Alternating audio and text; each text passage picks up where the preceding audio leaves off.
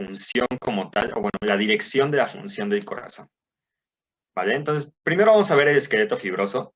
En anatomía ustedes esto lo van a ver a mucho mayor profundidad. Yo no me voy a meter tanto, solamente mencionar que es una parte estructural del corazón que da soporte a modo como de punto de anclaje para el músculo cardíaco, y también nos va a ayudar en cierta forma a aislar la conductividad entre los atrios y los ventrículos y entre los mismos ventrículos también, ¿vale?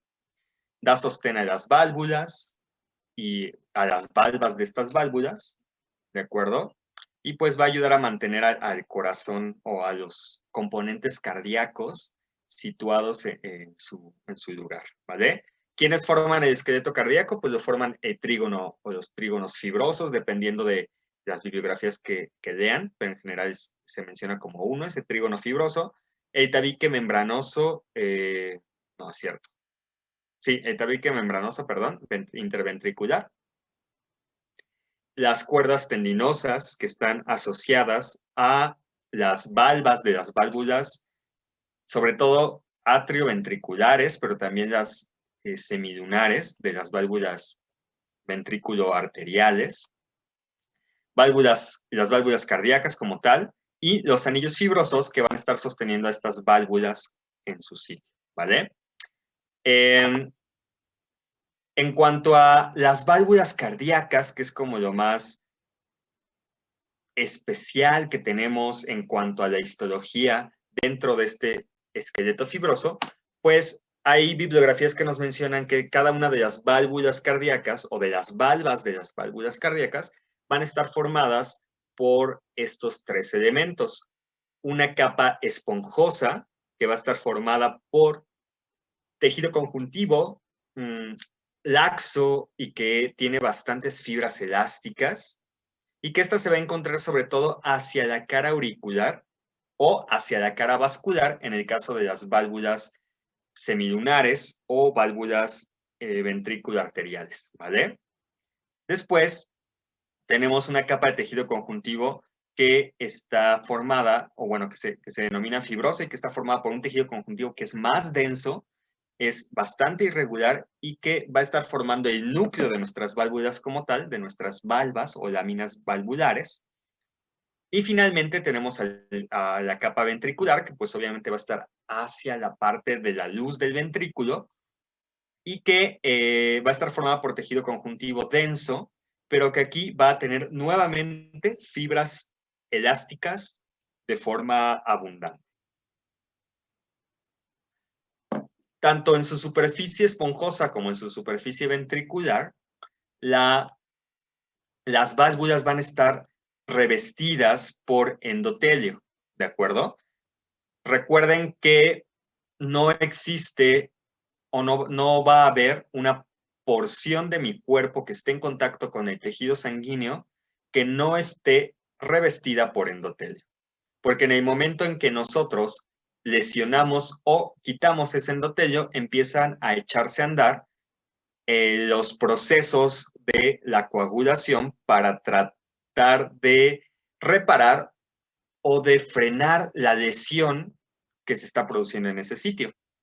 ¿De acuerdo? Más adelante verán ustedes que la exposición del tejido conjuntivo al tejido sanguíneo va a generar el inicio del proceso de coagulación, ¿vale? Entonces, como cualquier otra parte de nuestro sistema cardiovascular, debe de haber un revestimiento de tejido epitelial plano simple, ¿vale? De endotelio. Aquí tenemos una imagen, un corte sagital o coronal.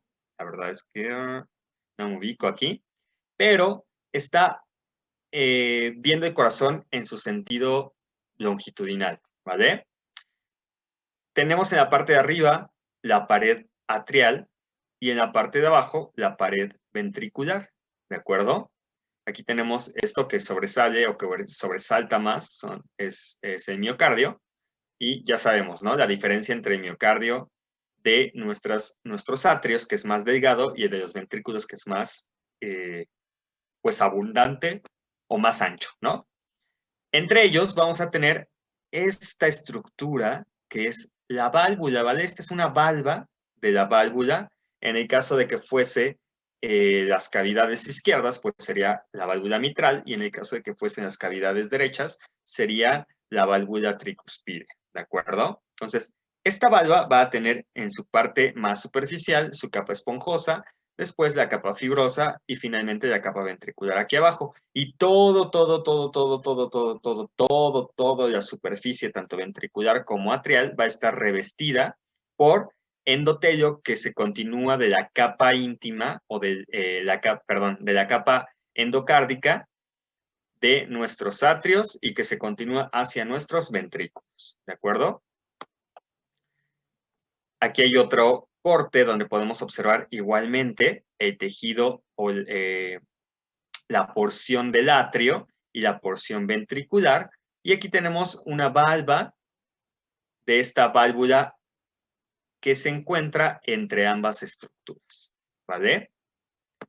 Si nos acercamos, pues podemos observar la capa de tejido conjuntivo, perdón, de tejido epitelial que reviste tanto por la parte superficial, atrial o por la parte ventricular inferior, y que en el centro encontramos el tejido conjuntivo del cual estuvimos hablando. Vale, aquí es tan delgada que pues no se diferencia de todas las tres capas de ese tejido conjuntivo. Alcanzamos a ver esta porción densa de tejido conjuntivo que nos podría hacer pensar en la parte fibrosa, ¿no? Y esto nos haría suponer que la parte superficial antes del endotelio y la basal antes del endotelio, pues va a representar respectivamente a las capas esponjosa y ventricular, ¿vale?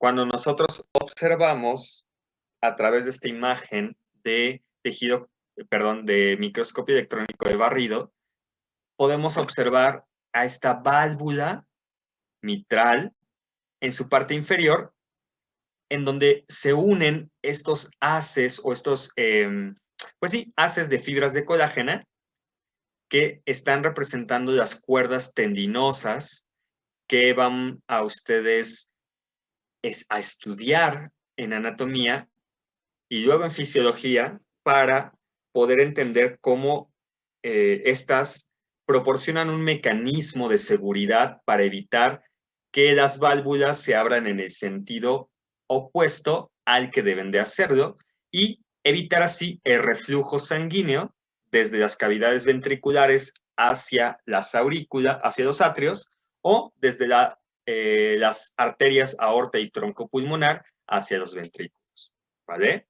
Entonces, literalmente son como cuerdas que tiran de las valvas para evitar que haya una apertura en el sentido incorrecto. Y también están formadas por tejido conjuntivo y también están revestidas por endotelio para evitar que desencadenen un proceso de coagulación, lo cual sería sumamente peligroso si estamos en el ventrículo izquierdo. Podrían generar émbolos que van hacia los pulmones y nos da una embolia, una tromboembolia pulmonar. O si están en el ventrículo izquierdo, pueden generar émbolos que se dirijan a cualquier parte del cuerpo, pero sobre todo a la región carotídea o la región de las arterias cerebrales, y esto es sumamente peligroso, ¿verdad? Entonces, o imagínense a las arterias renales o a las arterias, a los vasos mesentéricos. Entonces, es bastante peligroso que pudiera generarse algún coágulo o trombo a ese nivel. Por eso todos los elementos que se encuentran en contacto con la sangre van a tener un revestimiento de tejido endotelial, de tejido epitelial, perdón, de tipo endotelio. Muy bien. Finalmente, el sistema de conducción del corazón va a ser aquel componente de nuestro corazón que va a estar generando y transmitiendo el impulso para la contracción del miocardio y llevar así a cabo la función de bomba que tiene el corazón, ¿de acuerdo? Las fibras que forman parte del sistema de conducción son fibras musculares modificadas. ¿De acuerdo? Grábense esto, por favor, desde ahorita, porque hay gente que se gradúa y piensa que el corazón en su sistema de conducción está formado por tejido nervioso. Y ese es un gravísimo error, porque la verdad o la realidad es que son fibras musculares cardíacas modificadas quienes generan y transmiten el impulso eléctrico a través de todo el corazón para la contracción del miocardio. Si bien es cierto que existe tejido nervioso o nervios que están llegando hacia las paredes cardíacas para regular la frecuencia de contracción, sobre todo, el corazón es autónomo en cuanto a la generación de sus impulsos y contracciones, ¿vale? Entonces, por favor, si en algún momento tuvieron esa idea, bótenlo, y si no, más bien ahorita labren en piedra este conocimiento y digan, el sistema de conducción del corazón está constituido por fibras musculares cardíacas modificadas, ¿de acuerdo? ¿Cuáles son los componentes de mi sistema de conducción? Que aquí lo tenemos en estos como estructuras rojizas. Pues van a estar formadas por dos nodos o dos estructuras nodulares y varios haces que se van a estar distribuyendo en lo largo y ancho de nuestro corazón. ¿Ya vieron corazón en anato o ya están viendo algo de corazón? No, todavía no. No. Bueno, va que va. Está bien, entonces no los torturaré atacándolos con esas cosas. El sistema de conducción del corazón está formado por un nodo que se llama nodo atrioventricular o de Askov-Tabara, un nodo, un nodo sinoatrial, no me hagan caso, un sinoatrial, que es el de Askov-Tabara, uno de un nodo atrioventricular, que ese no me acuerdo, K-flag se llama, y un haz de fibras que se conoce como haz de His, que posteriormente se va a dividir en una rama derecha y en una rama izquierda para llegar hasta las fibras de Purkinje que se encuentran a nivel de los más bien ventrículos. Recordemos, según las capas que ya estudiamos del corazón, las fibras de Purkinje se encuentran ¿en qué capa del corazón? Endocardio. ¿Vale? ¿En qué porción del endocardio? La capa subendocardíaca. Muy bien, en el subendocardio, ¿verdad? O en la capa subendocárdica. Muy bien, entonces, ahí es donde vamos a encontrar a este sistema de conducción, ¿vale? Pero las fibras de Purkinje como tal denominación, las vamos a hallar sobre todo a nivel ventricular, aunque no es el único sitio. Cualquier otra porción de mi sistema de conducción va a estar formado por fibras de Purkinje, a excepción de nuestros nodos, donde vamos a tener a las fibras nodales, ¿vale?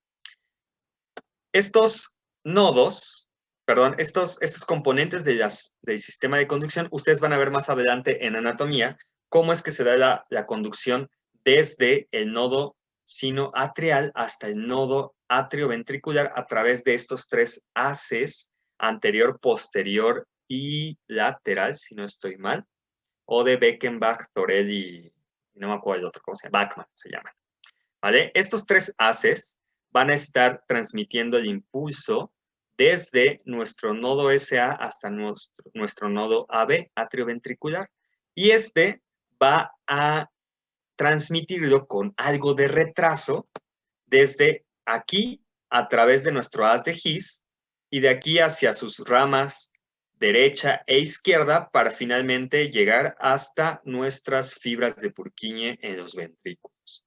El sistema de conducción va en esta dirección, desde los atrios hasta la unión atrioventricular y aquí a través del tabique interventricular hasta abajo, hasta la base, y de ahí se regresa para llegar, hacia el ápice y de ahí se regresa hacia las bases de los ventrículos para llevar a cabo la contracción, ¿vale?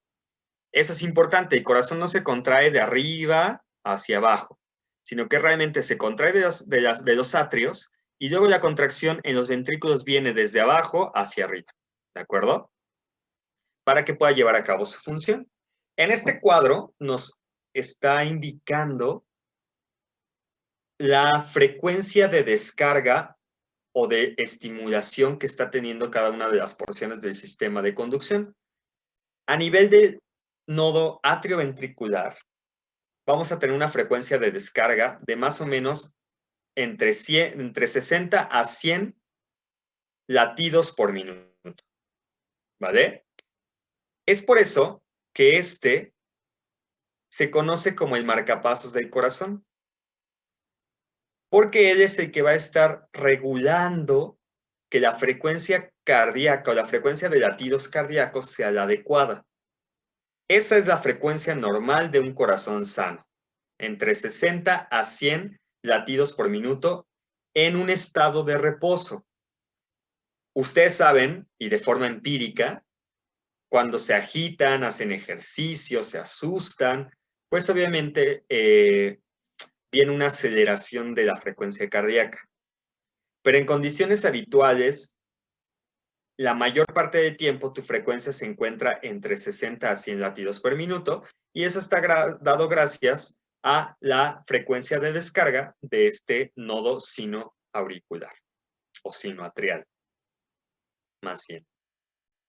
Después vienen nuestras células o nuestros cardiomiocitos atriales que tienen una frecuencia de descarga. En particular, estos haces de entre 50 a 60 latidos por minuto, el nodo atrioventricular, que tiene una frecuencia de descarga entre 45 a 50, lo cual ya representa por debajo de la frecuencia cardíaca normal, ¿vale? Por debajo de 60, y eso se conoce como bradicardia. El haz de His va a estar descargando más o menos a una frecuencia de 40 a 45 latidos por minuto, mientras que nuestras ramas del haz de His van a mantenerse igual en esa misma frecuencia, y al llegar a nuestras fibras de Purkinje, vamos a ver que estas descargan a una frecuencia, de 35 a 40 latidos por minuto, para finalmente ver a nuestros miocardiocitos normales, comunes y corrientes, que van a estar descargando a una frecuencia de 30 a 35 latidos por minuto. ¿De acuerdo? Entonces, esta disminución paulatina o progresiva en nuestro sistema de conducción hace posible que que tiene una frecuencia más alta, pueda dar la pauta al marcaje de los latidos que se tienen que estar dando por minuto. ¿De acuerdo? Cuando este falla, quien toma la batuta es el nodo atrioventricular, pero vean cómo el nodo atrioventricular, que tiene una frecuencia de descarga de 50 o menos, pues no va a ser lo suficiente para mantener una función cardíaca normal. ¿De acuerdo? Imagínense que tenemos un infarto y que este infarto daña el atrio sinoatrial. Este muere y por lo tanto quien va a llevar el ritmo ahora es este. Pero además la transmisión del impulso ahora va a ser a partir de aquí hacia abajo y hacia arriba. Por lo tanto, la función cardíaca va a ser anómala, ¿vale? O imagínense que este se revela y empieza a dar descargas más frecuentes fuera de las descargas que da nuestro nodo sinoatrial. Entonces viene una doble señal que hace que nuestro corazón tenga una falla en el ritmo y por tanto tenga una arritmia, y esto también va a dar una consecuencia, una consecuente, falla en la función cardíaca, ¿vale? Si se murieran estos dos, quien queda es mi haz de His, que va a estar dando una frecuencia cardíaca en esta frecuencia de descarga, que va a estar en rangos francamente bradicárdicos y que nos va a llevar a una insuficiencia de la función cardíaca, ¿vale? Entonces, es importante que nosotros tengamos intacto este sistema de conducción para poder llevar a cabo nuestra función de la bomba como tal. Ahora, si bien es cierto que llegan los nervios coronarios, y van a estar modificando la frecuencia, lo único que van a hacer es decir si se acelera o si se disminuye nuestra frecuencia cardíaca, pero no van a estar generando los impulsos para la descarga y transmisión de estas señales a lo largo del corazón y su consecuente contracción. ¿De acuerdo? Entonces, el sistema de conducción cardíaca es autónomo, pero va a ser regulado dependiendo de las circunstancias corporales y en respuesta a los estímulos externos e internos por el sistema nervioso autónomo. ¿De acuerdo? Tanto la porción simpática como la parasimpática. Y ustedes ya saben, ¿no? La parte simpática te va a producir una frecuencia cardíaca elevada, mientras que la porción parasimpática va a regular una frecuencia cardíaca disminuida. Y esto es con base en los requerimientos que nuestro cuerpo necesite. En el caso de las características histológicas de cada uno de estos componentes del sistema de conducción, pues vamos a tener lo siguiente. En las células nodales del nodo sinoatrial, bueno, no han visto anatomía, si no les preguntaba. Ya sabrán por qué se llama nodo sinoatrial. Digo, atrioventricular es bastante evidente, ¿no? Y bueno, las células de Purkinje, pues es un epónimo gracias a este médico croata, me parece, que es quien las describió, ¿vale? No me acuerdo creo que si era croata el señor. O rumano, no sé, uno de esos dos. Es algo de los países que formaban parte de la ex Unión Soviética. Pero bueno, en general, estas células van a ser más pálidas que el resto de los miocardiocitos. Sin embargo, el tamaño va a ser distinto. En cuanto a las células del nodo SA, estas van a ser paliduchas, delgadas y pequeñas, ¿vale? Así, chiquitas y delgadas. Van a tener un tejido conjuntivo asociado, sí, aunque no es tan abundante, y una característica que es bastante notoria y que nos da pauta también a pensar en este nodo es el paso de la arteria nodal, ¿de acuerdo? Este va a ser muy característico de esta zona del sistema de conducción. En cuanto a las células del nodo AB, estas igual van a ser paliduchas, pero van a ser algo más largas que las del nodo SA, aunque van a ser más delgaditas, ¿vale?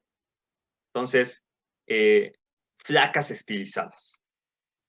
Y finalmente, las fibras de Purkinje van a ser ya células grandotas, paliduchas y bastante ordenadas que se van a encontrar en el subendocardio.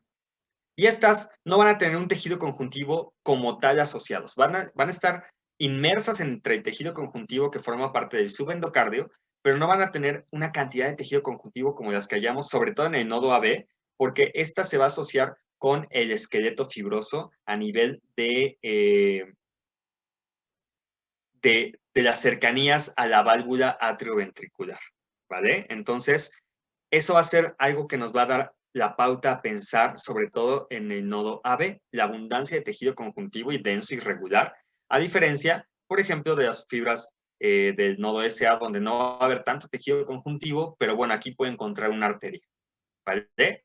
Y las de Purkinje sí son así, totalmente diferentes. Son células así, señoras células gordas, paliduchas, ¿de acuerdo? Que van a ser bastante evidentes y diferenciables del resto de las fibras musculares.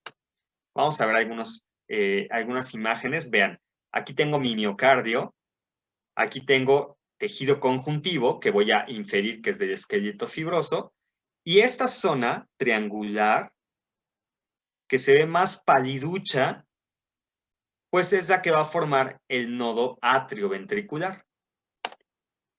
Si yo me acerco, puedo ver la diferencia en tonalidad y en forma entre las células nodales del nodo AB frente a las células musculares cardíacas de mi miocardio. ¿De acuerdo? Vean si existe una diferencia notable entre ambas. Y esto es porque, por un lado, me parece que Gaby ya se los explicó, pero por un lado acuérdense que estas tienen menor cantidad de miofibrillas y además tienden a acumular glucógeno, ¿de acuerdo? Cuando me voy hacia la zona del subendocardio, voy a notar estas celulotas gordas que tenemos aquí, paliduchas, ¿vale? ¿Qué podemos observar? Vean, aquí de forma mucho más evidente con los tricrómicos, cómo se hace una diferenciación entre las fibras musculares cardíacas normales, por así decirlo, y estas modificadas que forman a las fibras de Purkinje, ¿vale? Estas de aquí son las fibras de Purkinje. Doctor, Vean, mande. ¿El corte pasado era coronal o no? Bueno, no sé. El corte pasado, no sé qué. Bueno, este. Ay, no. Este. Ajá, sí, ese. No sé en qué sentido esté, ¿eh? Porque el corazón no forma láminas en un solo sentido, son láminas espirales. Entonces, realmente no podría decirte con este corte en qué plano del corazón se llevó a cabo esa disección. Ah, sí, es Aquí, o cierto, sea, es cierto. aquí lo que vemos es que las fibras musculares están cortadas de forma longitudinal. Sí, eso sí, las fibras musculares cardíacas están en forma longitudinal. Pero las fibras musculares cardíacas modificadas o fibras de Purkinje se ven como en un corte medio oblicuo a transversal. Entonces, no sé, la realidad es que no sé cuál es el corte o la dirección de corte de esta imagen. ¿Vale? Y creo que no es posible decirlo si no vemos como más a menores aumentos y más amplio el campo. Y aún así, así yo creo que sí te cuesta trabajo porque, te digo, por la misma distribución que tienen las fibras, que no van en un solo sentido, sino que sí tienen una distribución algo, pues que no quiero decir irregular, porque sí tienen una regularidad para su función, pero algo más compleja, ¿vale? Vale, sí. Vamos con este. Esto de aquí es una porción de un haz, ¿de acuerdo? Estas son fibras de Purkinje inmersas, que van como en fascículo y en corte transversal, inmersas en este tejido muscular cardíaco normal, por así decirlo, y cuyas fibras, vean, en este caso se ven como oblicuas, ¿vale? O sea, a lo mejor estamos viendo una rama de las de His, no sé cuál sería, pero lo más probable es que, o más bien, lo certero es que se trata de una de estas ramas, sin embargo, no sé cuál de las dos podría ser, ¿vale? Pero acuérdense, cuando vean celulotas gordas, pálidas, con pocas miofibrillas, y están rodeadas por músculo cardíaco, si son muy abundantes, estamos arriba en el nodo SA. No es cierto. No estamos en el nodo SA porque ahí son paliduchas, delgadas y chiquitas. Entonces no nos queda otra. O esas de His, aunque las de His va a estar envuelto por tejido conjuntivo porque estamos en la parte membranosa del tabique interventricular y más bien esto se va a referir a una porción de la rama ya sea derecha o izquierda a nivel ya de nuestro tabique membranoso o inclusive ya a nivel de nuestros ventrículos como tal. En este caso, ¿qué es lo que estamos observando aquí? ¿Qué es esto?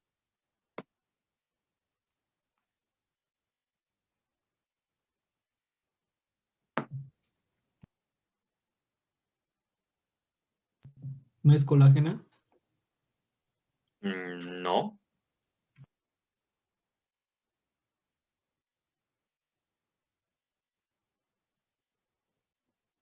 Es una estructura longitudinal con ondulaciones bastante evidentes y aparte con unos núcleos que van en el mismo sentido de esas ondulaciones. Y además, si tenemos en cuenta que este corte está nos deja observar músculo a su alrededor, si hablamos de fibras de colágena y esto fuese tejido conjuntivo regular, pues estaremos pensando en un tendón, ¿no? ¿Y qué tendones tenemos en el corazón?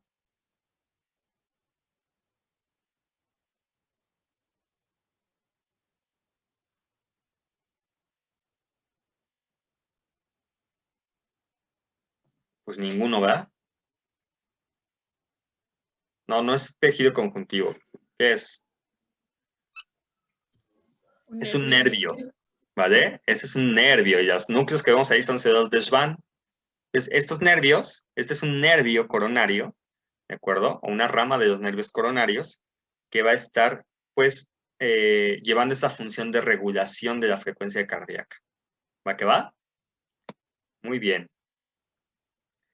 No me voy a meter en más cosas de conducción. Ya el otro año ustedes en fisiología, en el bloque de cardiología, hablarán así, a borbotones acerca de la conducción cardíaca, la regulación, de cómo las fibras musculares, tanto cardíacas como las modificadas del sistema de conducción, van a tener ciertas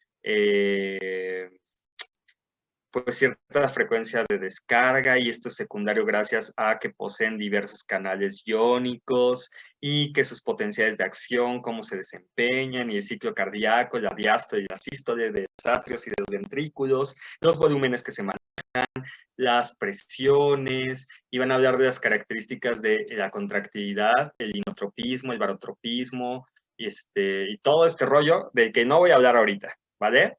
Ahorita no me puedo clavar en eso, porque si no, no acabamos en esta cosa. Y mucho menos puedo hablar desde la parte del electrocardiograma, porque eso lo van a ver, créanme, bastante bien y abundante el otro año en fisiología. Y ahorita no tiene caso que nos metamos en eso y que se hagan bolas y se quieran clavar con eso y lo demás lo dejemos de lado, ¿vale? Entonces, si algún momento hay oportunidad y podemos comentarlo, pues hablamos de ello. Pero ahorita vamos a quedarnos únicamente con estas porciones que hemos visto acerca del sistema de conducción, las partes, los constituyentes y cómo van a estar identificando cada una de estas estructuras, ¿vale? Muy bien. Con eso concluimos corazón y vamos a pasar a la parte de la tubería, ¿vale? Los vasos cardíacos. Digo, los vasos sanguíneos. Y estos vasos sanguíneos pues van a constituir toda la parte del sistema de distribución de la sangre que viene bombeada desde el corazón.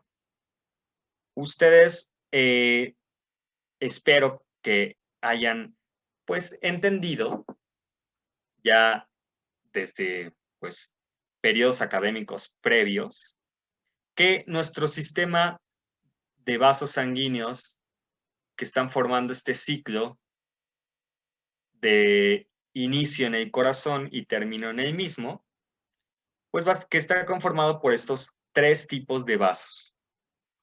Los vasos arteriales, los vasos capilares y los vasos venosos, o las arterias, los capilares y las venas, ¿de acuerdo?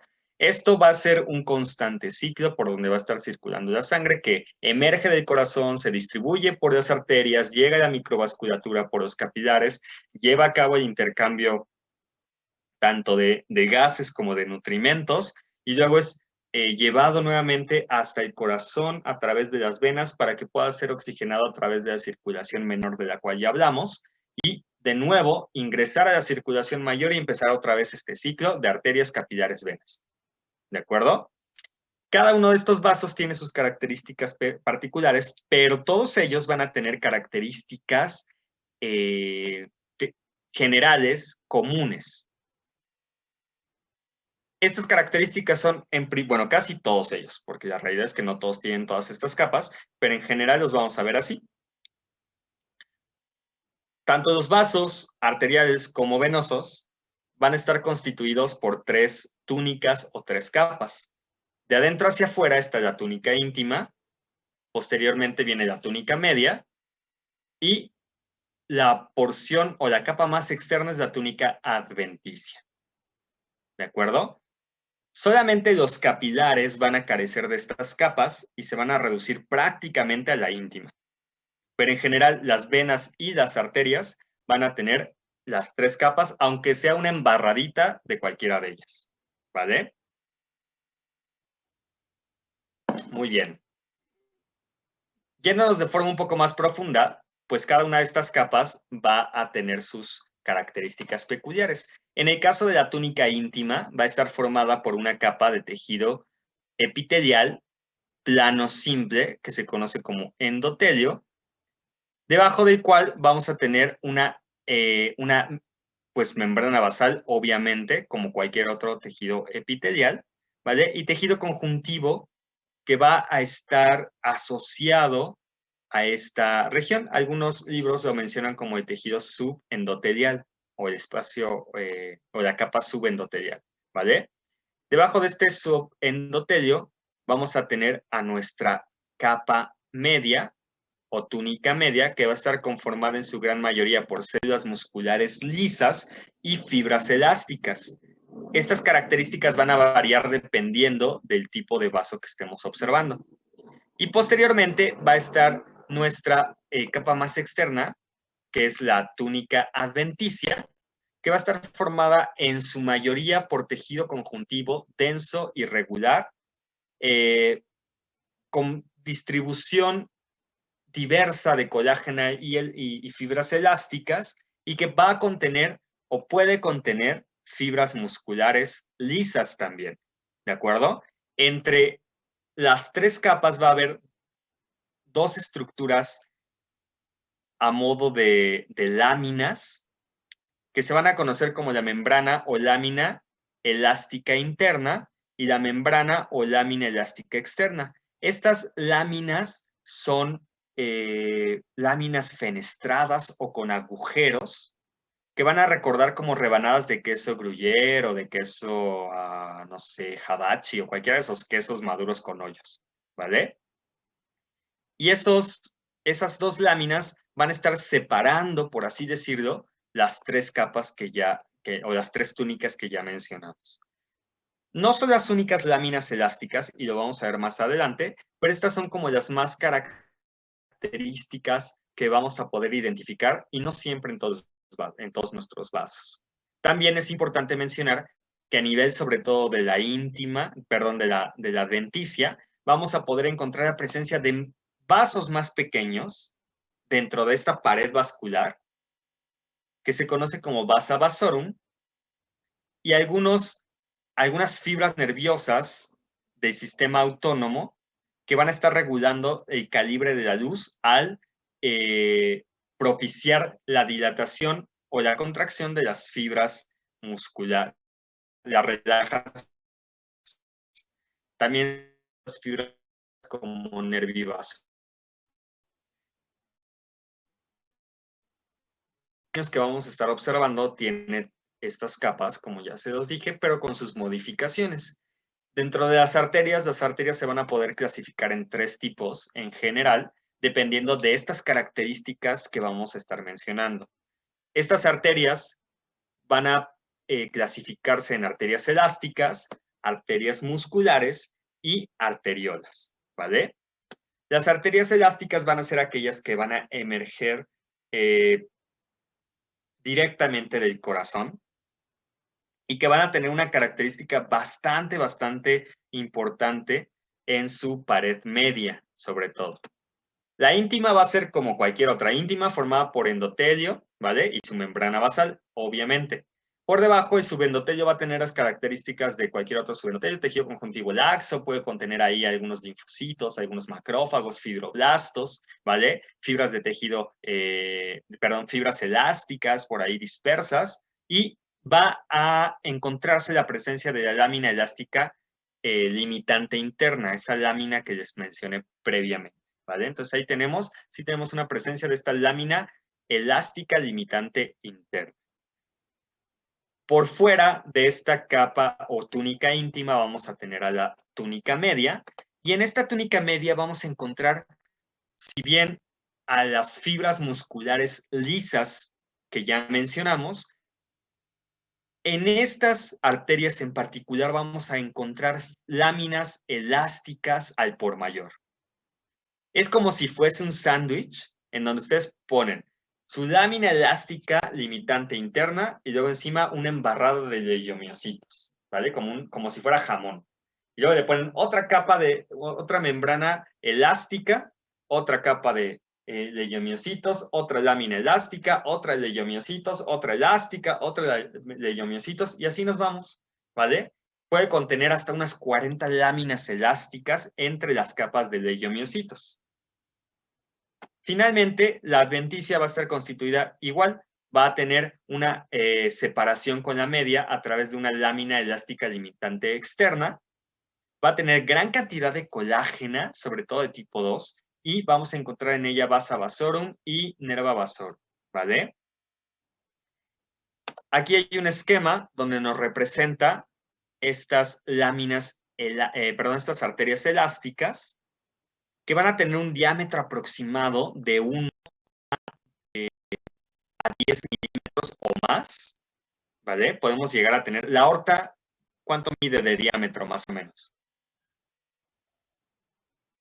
La aorta de un adulto promedio.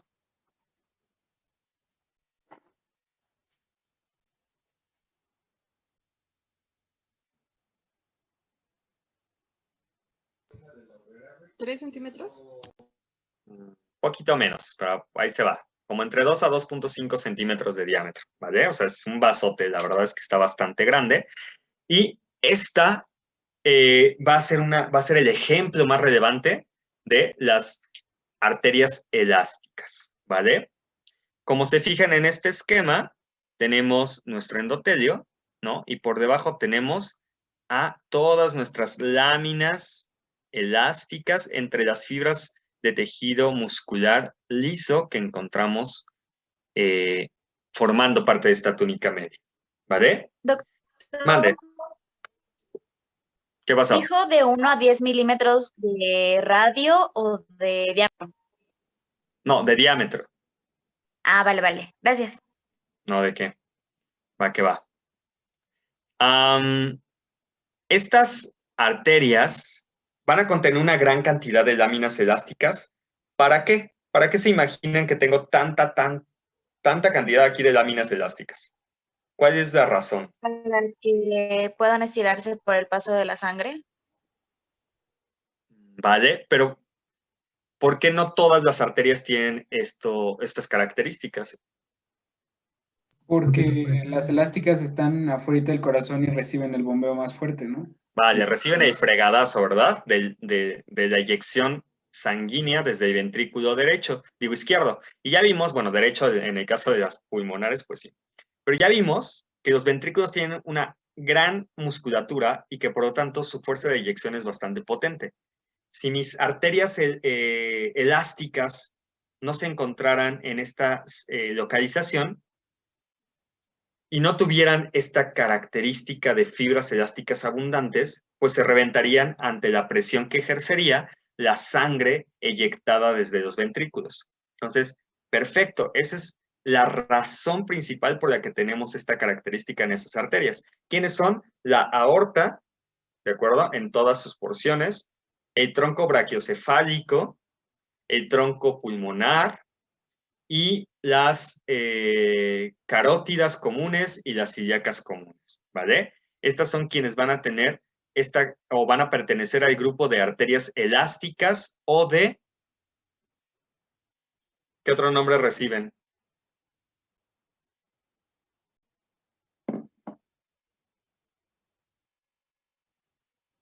Conducción, ¿vale? Muy bien. Aquí tenemos un corte de una arteria elástica con H y E. en donde podemos, porque sí podemos, ver todas las capas que están constituyendo esta pared. Yo sé que con H y E ustedes lo ven así como todo igual, pero créanme que aquí está la íntima. Tenemos aquí los núcleos de nuestro endotelio. Después viene toda esta gran cantidad de tejido uniforme, si lo quieren ver así, son imágenes homogéneas que representan la media, entre las cuales observamos nuestras fibras de tejido muscular inmersas entre las láminas elásticas que discurren entre estas capas de tejido muscular, para finalmente llegar a esta zona que es la íntima, digo, la adventicia, donde podemos ver grandes vasotes sanguíneos, como este que tenemos aquí, o algunos más pequeños, como estos que tenemos por acá, y gran cantidad de tejido conjuntivo, ¿vale? Sobre todo de tipo colagenoso, aunque con algunas fibras elásticas. Ahora, si nosotros las sometemos a tinciones tricrómicas o, mejor aún, a tinciones para poder observar fibras elásticas, pues podemos ver cosas como estas, en donde se nos hace mucho más fácil la observación de cada una de las capas, ¿no? Vemos de este lado a nuestra capa íntima, ¿vale? Nuestra capa media, con esta gran cantidad de fibras elásticas formando estas membranas elásticas entre los leiomiocitos, y finalmente esta capa de tejido conjuntivo que es la adventicia, en donde podemos observar este vasote sanguíneo, que ya veremos más adelante, forma parte del grupo de las arterias musculares y posteriormente sabrán por qué identificarla, ¿vale? ¿Con qué tinción procesé esta muestra? Con la técnica de Reyes Gallego, que utiliza Orseína para poder evidenciar las fibras elásticas. Si yo me acerco, puedo observar cómo tengo aquí gran cantidad de láminas elásticas y además, vean, no es el único sitio, también la parte del subendocardio va a contener a algunas fibras elásticas distribuidas entre el resto del tejido conjuntivo que encontramos aquí, ¿vale?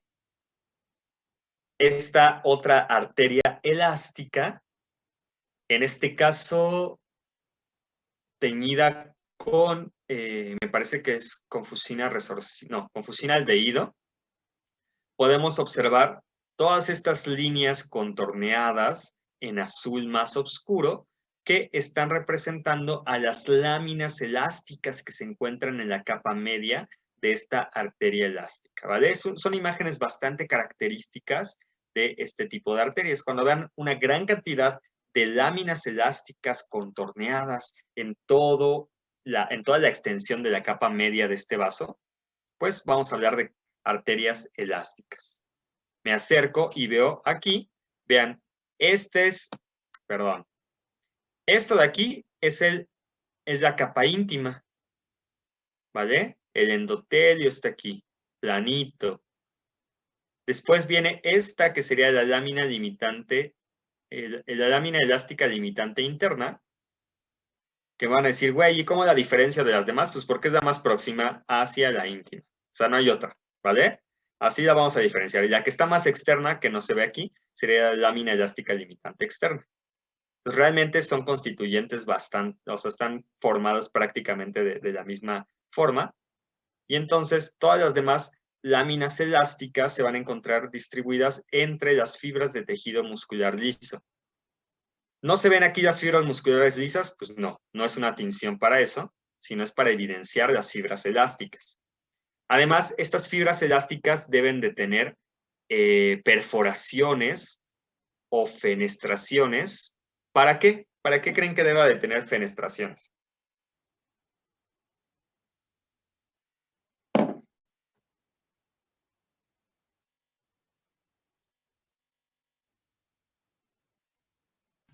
Para su irrigación. ¿Cómo su irrigación? Ajá, para las arterias, bueno, las capilares, ¿qué pasarían? ¿Cuáles capilares? ¿Tenemos capilares en la capa íntima? Digo, en la capa media.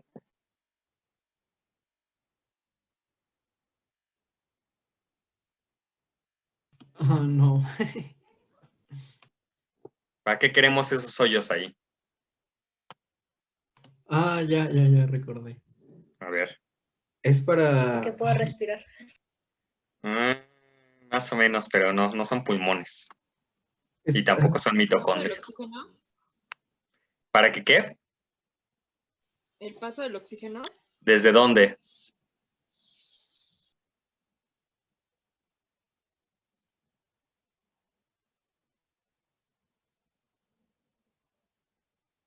Desde la túnica adventicia, donde sí hay ¿Vale? ¿Dónde hay vasos sanguíneos? Va, una. Va.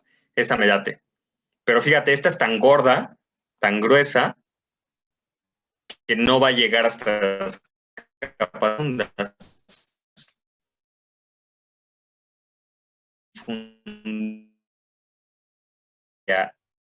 Capas de músculo. Entonces, para eso tengo esos agujeros entre las láminas elásticas, ¿vale? Para que pueda haber una difusión mucho más fácil de nutrimentos y gases desde nuestra sangre arterial hasta las células musculares de mi capa media.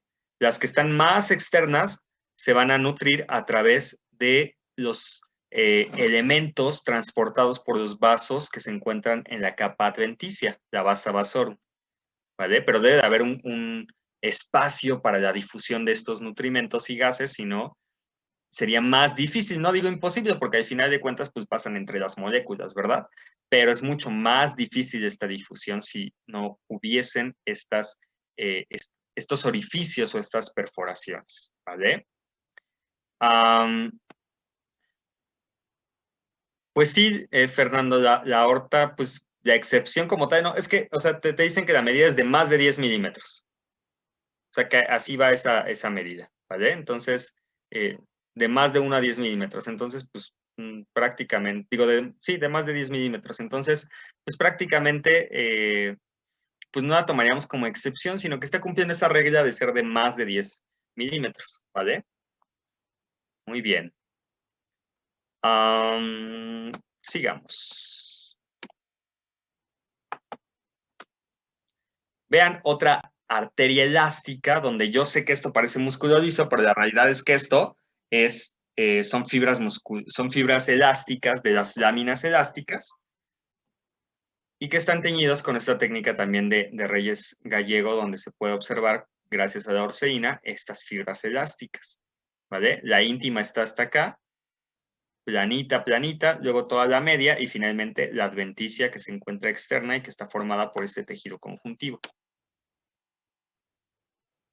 La siguiente el siguiente tipo de arterias son las musculares y las musculares van a estar formadas por, o más bien van a tener las siguientes características. Una, la íntima es igual, tejido epitelial plano simple formando el endotelio con su membrana basal, tejido conjuntivo denso, laxo, que se encuentra por debajo del endotelio formando el subendotelio y una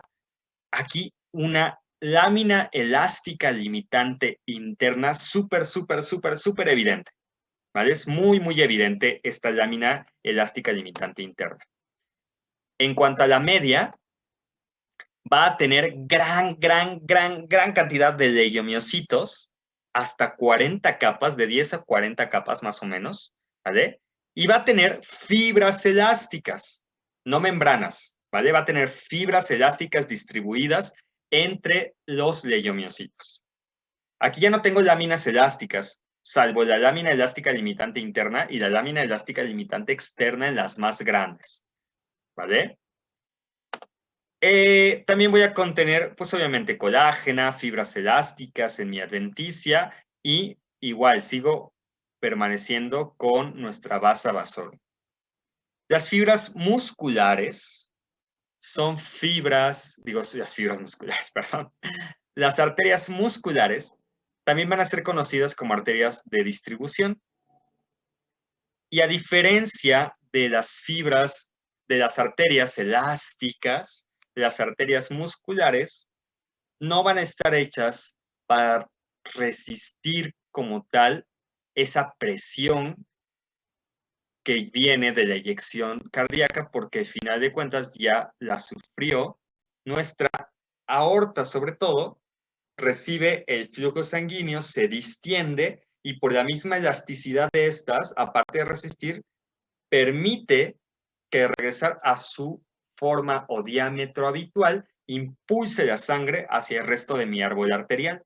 Al llegar a las arterias musculares, estas regulan el tono, ¿vale?, de la pared para ofrecer cierta resistencia o cierta tensión ante la presión que genera la sangre en sus paredes y pueda distribuirlas así hacia el resto de mi sistema cardiovascular.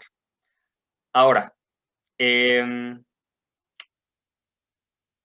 estas arterias van a ser todas aquellas arterias que van a tener nombre prácticamente, ¿vale? Las arterias femorales, las arterias humerales, perdón, braquiales, las arterias popítleas, las ilíacas internas, las carótidas externas, las espinales, la cerebral media, la que ustedes quieran. Todas estas van a ser de esta característica, musculares. Y al corte histológico las vamos a observar así. Vean cómo la presencia de las fibras musculares ahora es más evidente y realmente ya no existen láminas elásticas entre ellas, sino más bien fibras con una tinción habitual para una técnica para fibras elásticas, pues ya no vemos aquí la gran cantidad de láminas que veíamos en las arterias elásticas, ¿verdad? Cuando las vemos igual con H&E, pues decimos, híjole, como que está un poquito complicado, ¿no? Pero aquí vemos esta línea continua, o bueno, más en su mayoría continua y bastante intensa, que nos representa la lámina limitante elástica interna, toda esta, y después vemos una gran cantidad de leiomiocitos que se encuentran en este corte, que es un corte transversal del vaso. Las encontramos también en un corte las encontramos a ellas en un corte longitudinal. ¿Por qué? Porque estas fibras musculares van a estar ordenadas a modo de una espiral alrededor de nuestra luz, ¿de acuerdo? ¿Para qué? Para poder regular el calibre de nuestro vaso sanguíneo. Por fuera de esto vemos el tejido conjuntivo que está formando a nuestra capa adventicia. Cuando nosotros agregamos tricrómicos y esas cosas, pues es más fácil que podamos ver estas estructuras. Pero aún así, vean, con H&E, a mayores aumentos podemos ver esta lámina limitante elástica interna evidente y por debajo a nuestras fibras musculares lisas que forman parte de nuestra capa media o nuestra túnica media. Este corte está padrísimo porque aquí es un corte longitudinal de un vaso sanguíneo en donde podemos observar a nuestros leiomiocitos en cortes transversales y vemos aquí nuestra capa de tejido endotelial en contacto con el tejido sanguíneo que ya conocemos. Acá encontramos a nuestro tejido conjuntivo que forma parte de la adventicia. Cuando hacemos tinciones tricrómicas, como les mencionaba, en este caso gallego, por ejemplo, podemos observar estas estructuras donde observamos una lámina limitante interna bastante evidente, una capa de tejido muscular liso y por fuera nuestra adventicia de tejido conjuntivo, ¿vale? Aquí tenemos otra arteria muscular que podemos identificar bastante fácil por esas características y además porque son un círculo bastante regular. A diferencia de estas otras estructuras que vemos aquí, que tienen una forma bastante irregular y fea, ¿no? Estas están bien redondeadas, bastante regulares. Me acerco y entonces veo mis capas de músculo liso, como en verde amarillento que tenemos aquí, mi lámina limitante elástica interna que tenemos aquí antes de la adventicia. Y como verán, la lámina elástica limitante externa no es tan evidente ya en este tamaño de arteria muscular, aunque sí sigue observándose ahí una tenue línea rojiza, ¿vale? Vean, a través de impregnaciones argénticas también podemos observar a las láminas elásticas, porque si ustedes recuerdan, las fibras elásticas que son bastante glucosiladas van a ser, pues, afines a las sales metálicas. Y entonces aquí podemos observar esta lámina elástica limitante interna, que se ve muy bien, poquitas fibras elásticas entre las fibras musculares de la media, y por fuera la íntima sí contiene más láminas elásticas. ¿Ya se dieron cuenta? En este caso hicimos hicieron, ¿verdad? Porque yo no la hice.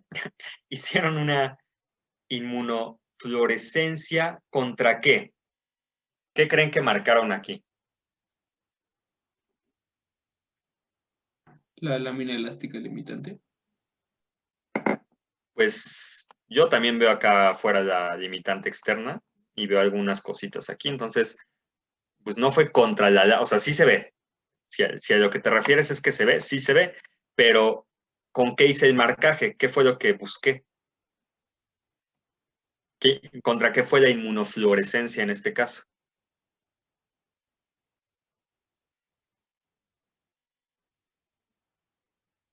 Acuérdate, mira, si yo quiero ver astrocitos fibrosos, pues hago una inmunohistoquímica contra proteína ácida fibrilar glial, por ejemplo. Ahora, si yo quiero ver membranas elásticas, ¿contra qué voy a hacer mi inmunofluorescencia?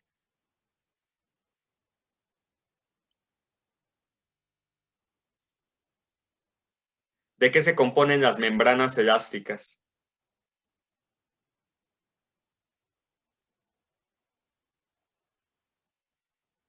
De fibras elásticas, ¿verdad? ¿Y las fibras elásticas de qué se componen?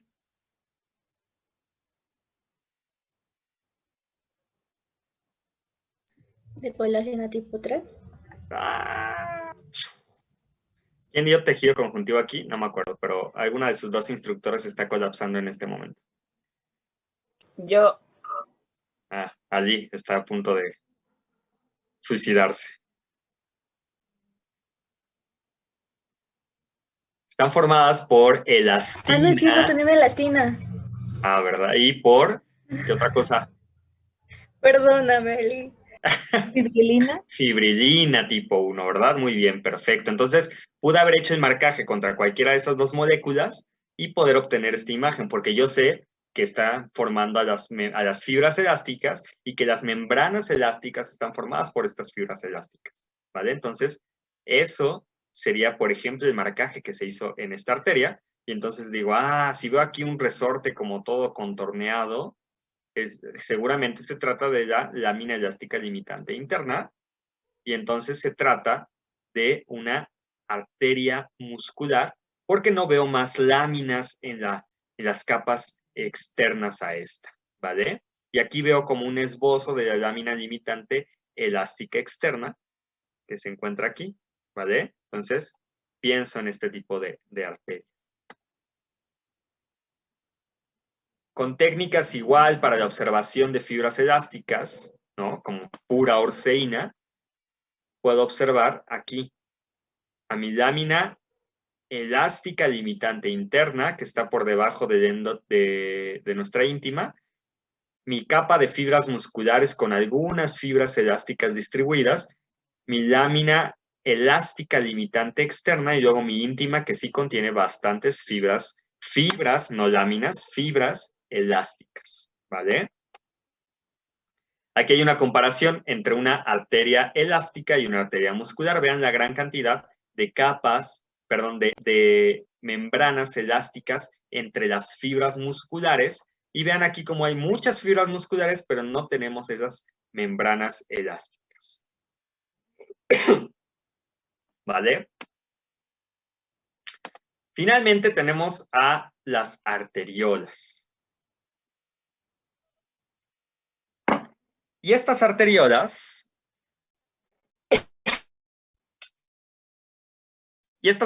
pues bueno, se van a componer por una íntima igual.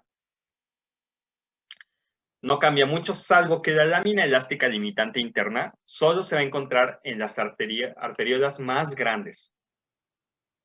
Las arteriolas más pequeñas no van a contar ya con la lámina elástica limitante interna.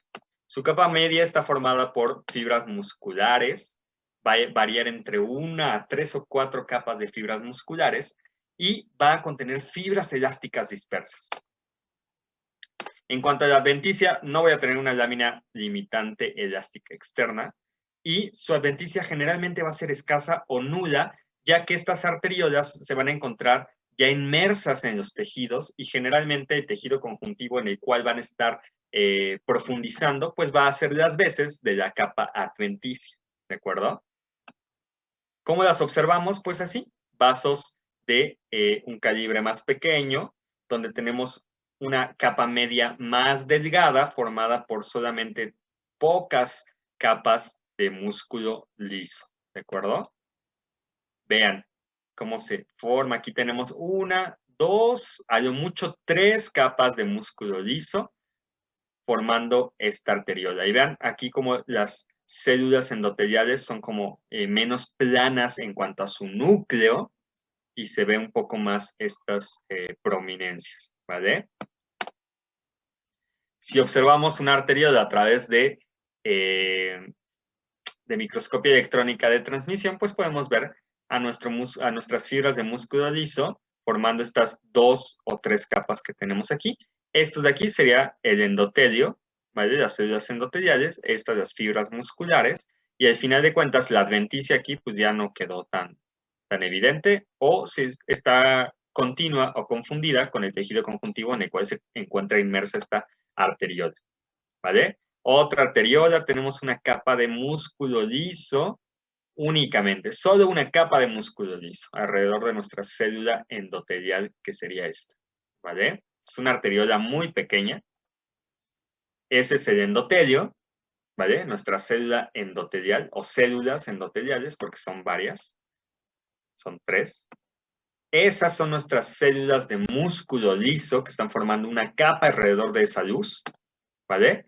Y pues finalmente no tenemos la adventicia como tal, sino es el tejido conjuntivo aledaño de este tejido.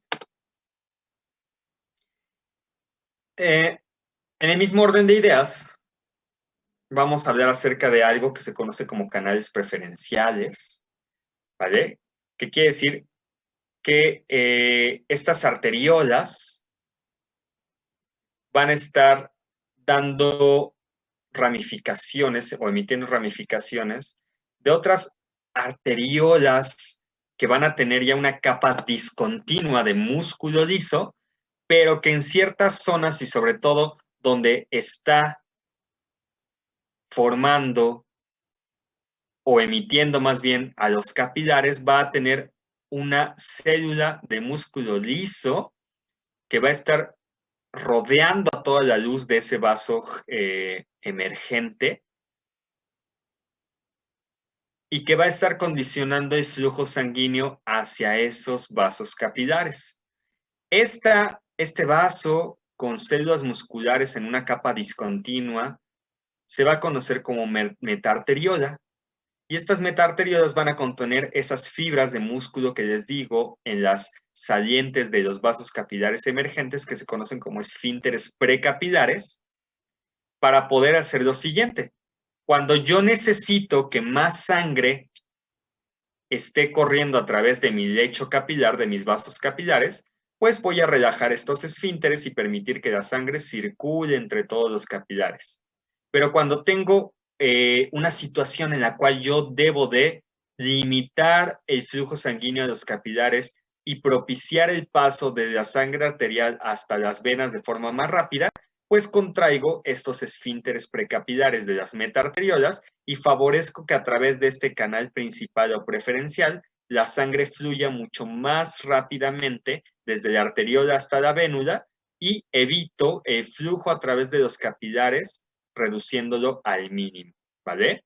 Así es como funcionan estos canales preferenciales y para eso existen entonces estas metaarteriolas.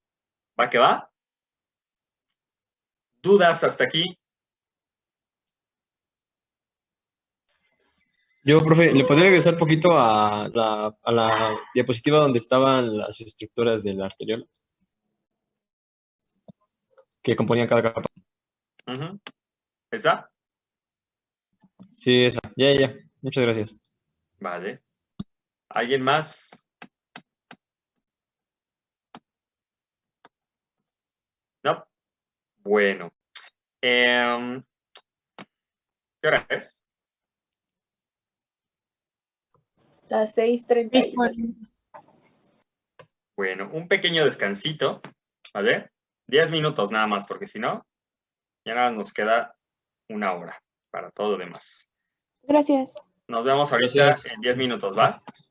Va que va. Gracias. Perfecto.